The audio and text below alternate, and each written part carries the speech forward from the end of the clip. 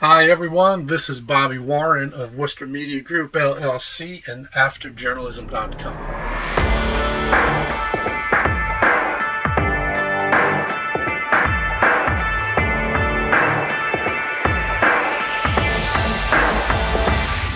Today, as I record this video, it is January 5th, 2023. Now, what's so special about this day for me is it was on this day in 2018 that I stepped away from an award-winning career as a journalist for the Daily Record in Worcester, Ohio, and embarked on a journey that would see me create a freelance SEO and writing business called Worcester Media Group LLC. And then a few years later, I would start my After Journalism project, which is housed at AfterJournalism.com. I left journalism just because the industry was changing. Our family newspaper, the one that I worked at, had been sold to Gatehouse, which is now Gannett. And it was just changing. It was just corporate takeover, and they started boosting up advertising prices, subscriptions. I forget, there may have been like 2 subscription rate increases like within a year. People were upset. It was now a corporate mentality, not a family mentality. And I decided that it's probably best for me to just exit the industry and start my own business. Now, I had planned on starting a side hustle doing search engine optimization audits in first quarter 2017, but I didn't launch. I think we ended up being sold in February 2017. I look at the employee handbook and it says, guess what? You cannot compete against the company. So my side hustle would have been in the digital marketing space, and Gatehouse had its own digital marketing company at the time that provided SEO services.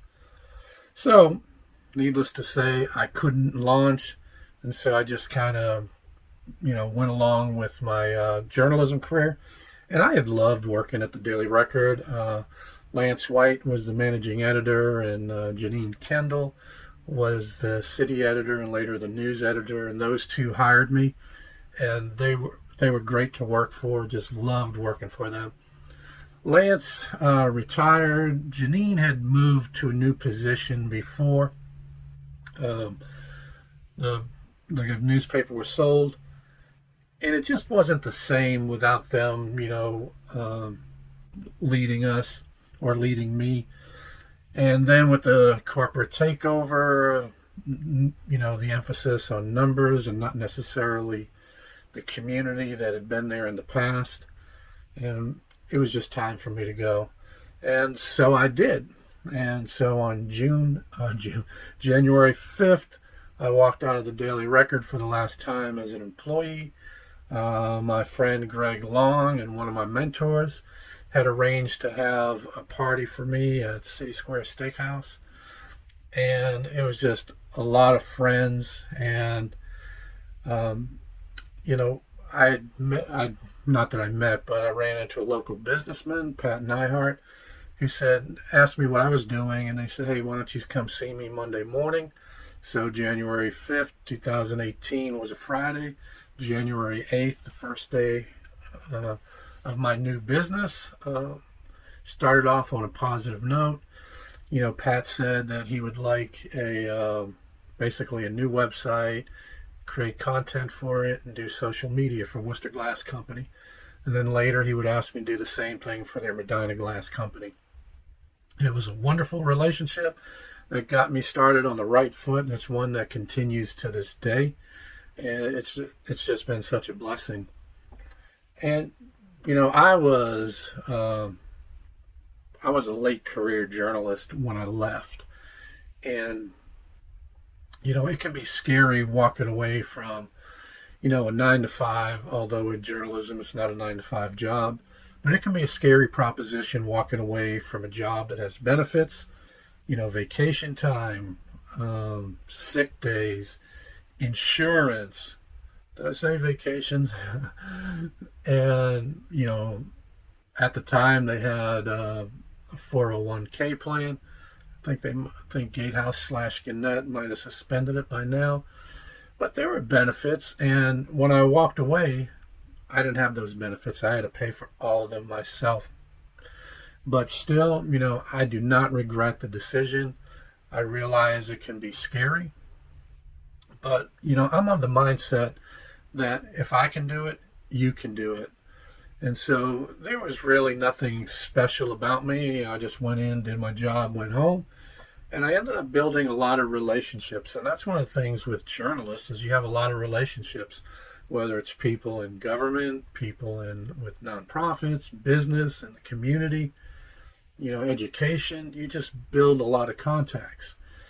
And because of those contacts, I was able to make a lot of warm calls that led to some business. And then through referrals and people I knew, the business continued to grow. Year one was pretty good. I made roughly 75% of my reporter's income. My wife Wendy and I had planned on me making about 50%. So that was good. Year two, I surpassed my journalism income. Year three was shaping up to be an incredible year. I had gone to a FinCon event in Washington, D.C., made a couple of contacts, landed with a couple of great clients. And so this is late 2019. I start working with them. And man, just those two clients alone, and I think I had about 6 or 7 at the time, but just those two clients alone, I was bringing in more than my journalism income. So year three was shaping up to look good.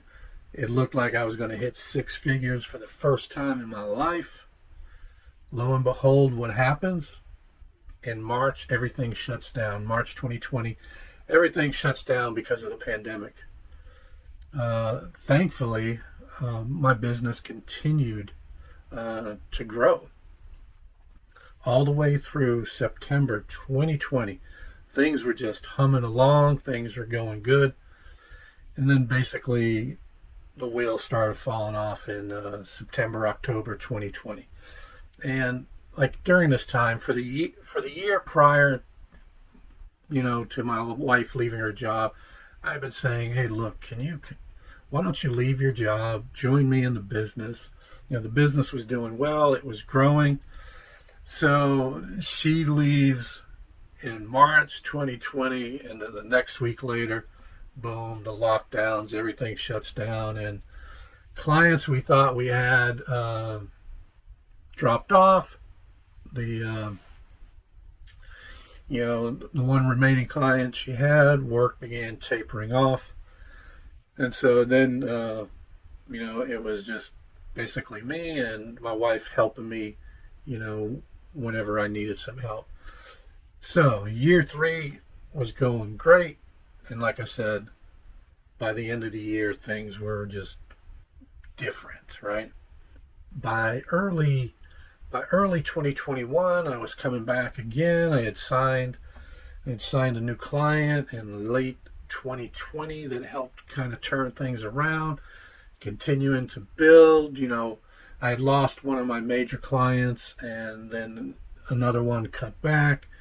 And so things were just kind of humming along for 2021. So I made a connection with an old client, and she said, hey, this slowdown, do you think it's temporary or permanent? I said, I think it's going to be permanent. She says, how much bandwidth you have? And I told her, and she says, I want it all. And this was like early 2022. So I started building up again, and 2022 was a pretty good year. And I've seen ups and downs, but let me tell you, when the going was good, I saved my money, and actually Wendy and I built up our emergency fund. We had a lot of expenses. There were a lot of expenses on our home, a new roof, a new door, gutters, and it was just like, and I can't tell you how much we spent in car expenses, just thousands, probably tens of thousands of dollars in maintenance costs on the house, the cars, and everything. Maybe maybe not tens, maybe just a little bit more than 10,000 or whatever. And we were able to pay cash for all that. And we had our emergency fund built up. And thanks to having that emergency fund, because it was able to sustain our family, as the business went down. And, every business is going to have its ups and downs. But during the good years, we didn't use that money to change our lifestyle. Like I said, we put money in savings, and we paid a lot of maintenance and upkeep. Oh my, a lot. But that's why the emergency fund is there, and we got through, and things are better. Wendy picked up a couple of VA jobs, and she was eventually able to start working with a financial services company out of Colorado remotely, and she works part-time for them. But both of us now, we work out of the home. We're together every single day, and we love it.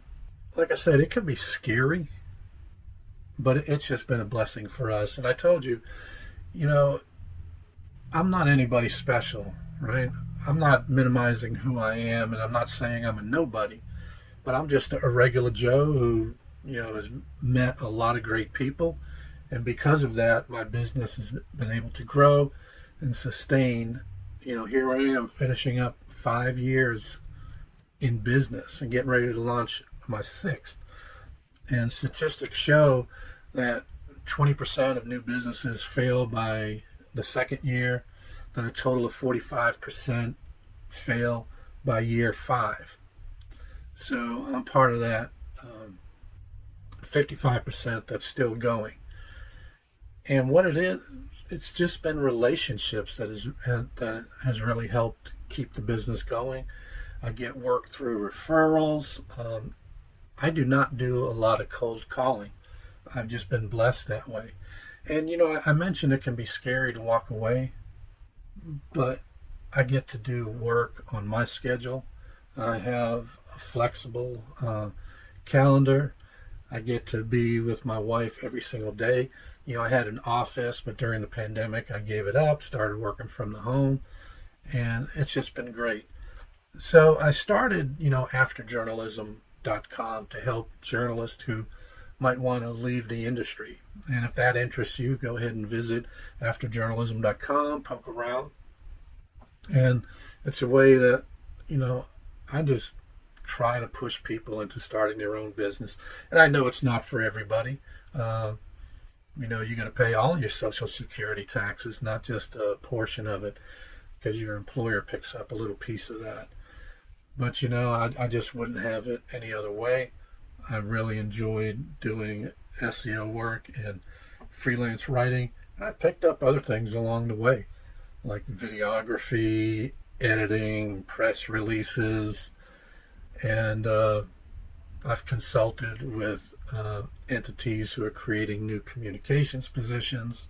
I've done social media, but it's just been wonderful. And as I reflect on these 5 years, I appreciate all of my clients.